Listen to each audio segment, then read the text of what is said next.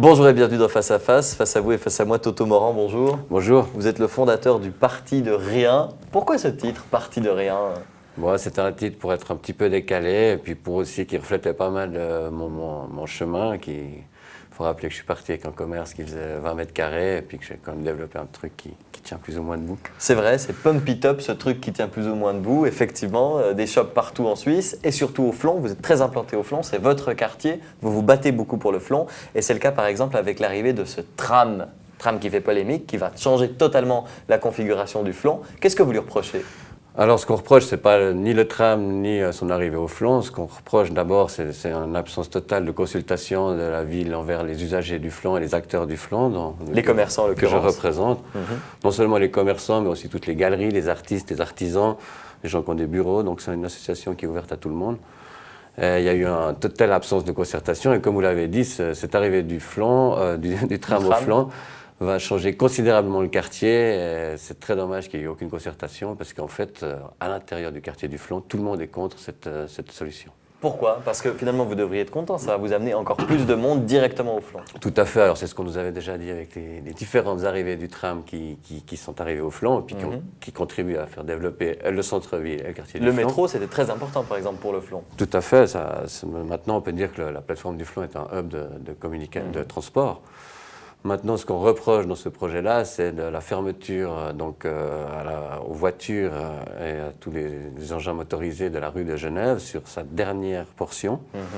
Tout ça, pas pour rendre la rue de Genève piétonne et pour l'enjoliver, mais pour des raisons essentiellement techniques, car la route de Genève n'est pas assez large pour l'arrivée du tram et les voitures également. D'accord. Donc cette fermeture de route de Genève, malheureusement, implique une série de conséquences qui sont toutes néfastes pour le quartier. Lesquelles, par exemple? La fermeture de parking? Il y a des parkings dans cette zone Non, aussi? non, ça serait plutôt la déviation des voitures par la route de la Vigie, donc devant la caserne des pompiers, et la construction de ce qu'on appelle le barreau ou la rampe Vigie-Gonin, qui passera donc depuis le quartier des pompiers et qui arrivera exactement devant le palais de justice qui est de Montbenon.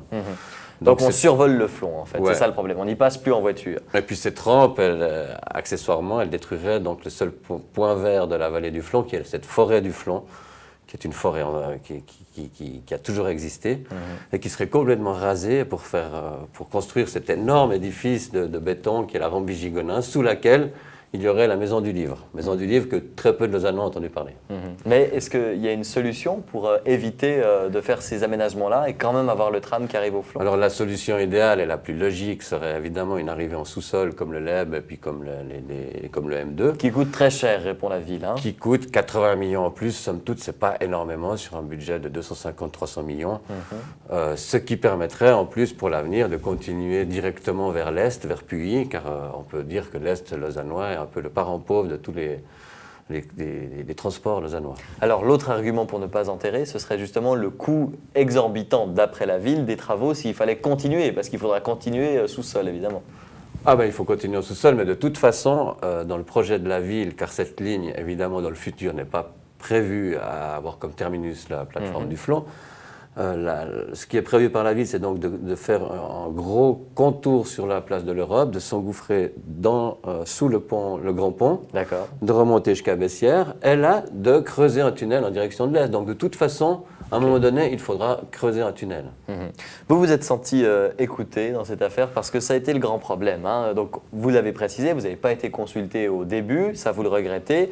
Puis ensuite, quand vous vous êtes exprimé, Daniel Brella notamment a eu des propos assez fermes à votre rencontre et il n'avait pas l'air d'apprécier que vous... Alors on n'a pas tellement compris l'attitude de M. Brella qui s'en est pris donc l'été passé pour une première fois à moi directement en disant que je ne représentais que moi-même et que je pensais que j'étais le chef du Flon. Puis il a remis la compresse il y a 3 semaines de façon encore plus agressive et tout, donc on ne comprend pas tellement son attitude. Ce qu'on constate, c'est qu'il n'y a jamais eu de débat avec justement les ensembles des acteurs du Flon. Et là, on est dans une période de promotion pour la Tour Tawa. On voit que la municipalité est très impliquée dans la promotion de la Tour Tawa en organisant des débats, des places ouvertes, même dans des quartiers comme Chailly, qui sont très loin de Beaulieu. Et ce qui est étonnant, c'est que pour une transformation aussi importante du quartier du Flon, il n'y a jamais une table ouverte avec la municipalité et les acteurs du Flon. Comment vous expliquez ça? Je pense que personne ne pense que ce projet est vraiment béton armé. Tout le monde pense qu'il est bout de bois. Monsieur Français en premier, je pense qu'il ne dit pas exactement ce qu'il pense sur ce dossier, mais qu'il est évidemment obligé de suivre face à une majorité de gauche, donc il doit un peu dire ce que l'ensemble du Conseil. Mais vous pensez qu'il n'arrivera jamais vraiment au bout comme on l'imagine maintenant, c'est ça? Moi, je pense que le projet a été mal ficelé, qu'il a été fait à la hâte pour profiter des subventions fédérales, mais que ce n'est pas la meilleure solution.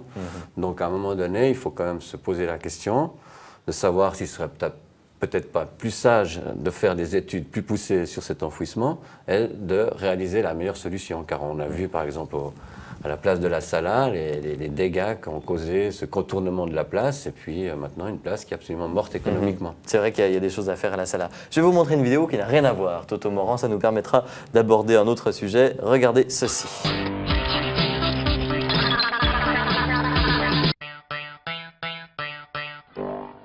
C'est inadmissible! C'est inacceptable! Oh là là là là, le nouveau Diarlo cette année, c'est vraiment pas un cadeau, tu trouves pas? Est-ce que tu sais qui je suis? Non. Je suis la fille du nouveau directeur de l'école. Et moi, est-ce que tu sais qui je suis? Non? Tant mieux. Ah, bon, c'est une blague de Toto, mais je trouvais que celle-ci vous correspondait assez bien. Ah, c'est sympa. On a le type en cours d'école qui arrive, qui veut critiquer un peu tout ce qui se passe, et puis qui, ma foi, tombe sur des gens qui sont quand même impliqués. Là, en l'occurrence, c'est la fille du Dirlo, mais c'est un peu vous dans la politique vaudoise, non ça? Vous arrivez, vous voulez, ma foi, dénoncer certaines choses, puis vous vous retrouvez avec des gens qui finalement sont quand même maqués les uns les autres, qui ont l'habitude de travailler depuis plusieurs années. En fait, tout est lié parce que j'ai remarqué que je me suis engagé souvent sur des questions où j'avais vraiment tout le monde contre moi, Oui. un peu à la Franz Weber ou Thomas Minder. Ouais. C'était un peu la même chose quand je me suis opposé à l'incinération totale des déchets de tout le canton à Tridel. Où je me Votre suis slogan, c'était « Lausanne n'est pas une poubelle » à Oui. l'époque. Et là, je me suis retrouvé aussi avec l'éventail des partis, que ce soit des Verts, etc., contre moi. Donc c'est un peu la même configuration qu'on a avec le Flon, où il n'y a pas un parti qui a pris notre position, et puis on se retrouve un peu seul face à tout le monde. Mais, Ça vous enrage, ça, ou au contraire, ça vous stimule? au contraire, je pense que je me suis engagé, comme pour les minarets, sur des questions où justement, quand le débat est clos et que plus personne ne veut intervenir, mais qu'il y a une grande partie des gens intéressés qui sont contre, là, c'est là que je me manifeste, et puis c'est là que j'arrive. Mais c'est pas trop tard à ce moment-là? Écoutez, nous, on a commencé... Sur les minarets, par exemple, Minarets, c'était clairement trop tard, vu que Oui. c'était une semaine après. Oui. Mais j'étais le seul à avoir réagi. Maintenant, sur cette histoire de tram au Flon, ça fait 2 ans, bientôt 2 ans qu'on a lancé notre première pétition. Et 2 ans après, il faut constater qu'on n'a toujours pas eu une séance de concertation avec la municipalité. Mais vous avez un problème avec les Brella de manière générale. Vous parliez de votre minaret, là vous vous étiez énervé avec François Brella, qui avait fait un scandale avec l'érection de ce minaret. Maintenant c'est Daniel Brella. Les Brella, c'est un problème chez vous, non? Écoutez, je crois que j'ai une affinité avec les Brella. Bon, le premier Brella, il m'avait plus fait rire que Daniel Brella. Daniel Brella, j'ai trouvé un peu triste la façon dont il m'attaque. Je dois vous avouer que la façon dont François Brella m'avait attaqué pour les minarets, je trouvais ça drôle. Et puis Bon, c'était pas son but, hein, il voulait pas vous C'était faire pas rire son à but, l'époque. mais il avait quand même fait rire tout le Grand Conseil. Donc, Comment vous voyez Lausanne dans ces prochaines années? Parce que justement maintenant vous voulez vous impliquer, vous nous le dites avec ce quartier du Flon. Comment vous voyez Lausanne dans 5 ou 10 ans? Plus de zones piétonnes notamment, c'est ce qui semble vous poser problème au Flon. non, alors moi je pense qu'on est pour les zones piétonnes. Le Flon est, je pense, la plus grande zone piétonne de Lausanne. Maintenant, il y a des zones qui devraient être rendues piétonnes urgemment. Lesquelles? La cité qui est une catastrophe parce qu'il y a ces voitures qui arrivent, et puis Ouchy. Ouchy, où il devrait aussi être construit un tunnel de la Maladière jusqu'à la Tour Aldimand pour laisser tout le trafic des véhicules. Là, il y a des commerçants et des terrasses qui vont gronder, non? Ouais, mais alors ils auront beaucoup plus de fréquences pour tous les gens qui viendront se promener librement. Les terrasses pourront être le double plus grandes parce qu'elles pourront s'élargir sur les voies de transport actuelles. Donc ça sera une grande métamorphose du quartier parce que le quartier d'Ouchy est pollué par les voitures. Pourquoi vous jouez pas ce rôle? Vous pourriez, hein, vous êtes lancé en politique, alors maintenant vous semblez, on ne sait pas tellement quelle est votre position. Est-ce que vous cherchez encore à faire un peu de politique? Est-ce que vous voulez vraiment rester dans votre rôle de chef d'entreprise? Pourquoi est-ce que vous ne vous exprimez pas sur cette thématique? Moi, parce que j'essaie déjà de me prononcer sur des thématiques qui me sont le plus chères et où je veux Donc pas le Flon? Je veux pas être la personne qui s'exprime sur tous les sujets. Maintenant, au flanc, c'est sûr que j'y suis depuis 25 ans, j'y suis plus attaché. C'est sûr que si je devais me représenter dans 3 ans au Conseil d'État, je pourrais aborder tous les sujets de nouveau, mais je ne veux pas faire celui qui a son avis sur tout et sur rien. Vous le feriez?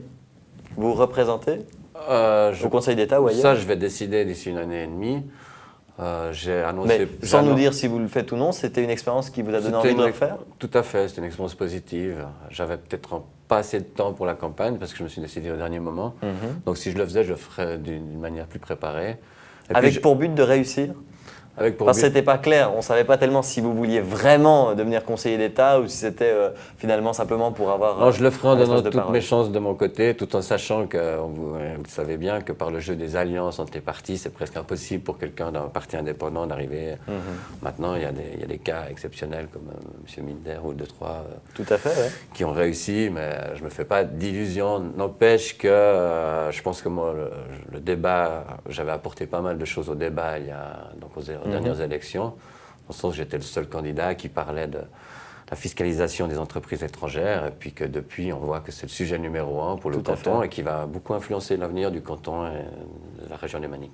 Bon, vous aviez une liberté de parole. On peut imaginer que certains politiciens, et c'était à l'époque, pensent comme vous, mais ne pouvaient pas totalement le dire. Parce que ma foi, quand on risque de finir à l'économie d'un canton, c'est compliqué quand même de parler librement. C'est toujours le problème, et on retrouve cette problématique au niveau du tram au flanc. Il y a beaucoup de gens, en tout cas je sais qu'il y a des gens qui pensent comme moi, qui sont contre ce projet. Mais qui sont dans le même parti que le syndic ou un parti... Voilà, donc ils doivent suivre les directives du parti. Je sais que M. Brella avait azoré les membres des Verts parce qu'ils étaient contre le barreau Vigigonat, par exemple. Donc voilà, c'est un peu le défaut des partis où on doit suivre les lignes directrices. Bien sûr. Vous ne voulez pas vous exprimer sur tous les sujets. Quand même, vous êtes un chef d'entreprise, vous pourriez nous parler un peu d'économie. J'ai une question à vous poser. Vous qui avez cette position de chef d'entreprise et qui êtes plutôt marqué politiquement à gauche, qu'est-ce que vous pensez du salaire minimum? Les 4 000 francs, c'est le débat. Moi, je pense que c'est nécessaire qu'on arrive à une solution en Suisse avec un salaire minimum si on veut éviter tous ces problèmes de dumping salarial auxquels on est confronté et auxquels toutes les semaines, il y a des cas dans les journaux.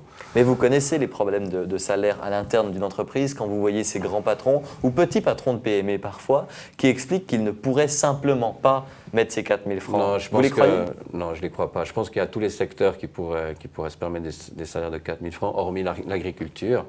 Et l'agriculture devrait être un cas à part, où justement on puisse penser à des salaires un peu inférieurs, dans ce genre, c'est beaucoup des gens qui viennent des pays de l'Est, etc. Donc je pense qu'il n'y a que les agriculteurs qui n'auraient pas les moyens de faire suivre un salaire à 4 000 francs, que l'hôtellerie c'est possible, si on a un bon service, il faudrait plutôt changer de cette manière, améliorer le service et donner des meilleurs salaires. Vous avez déjà payé quelqu'un en dessous de 4 000 francs? Non. Jamais? Jamais. Merci beaucoup Toto Morand, vous êtes le fondateur du Parti de Rien et vous êtes le directeur, c'est votre titre officiel? Directeur et fondateur de Pump It Up. De Pump It Up, exactement. C'est juste. Merci beaucoup. À tout bientôt. Merci, à bientôt. Merci beaucoup.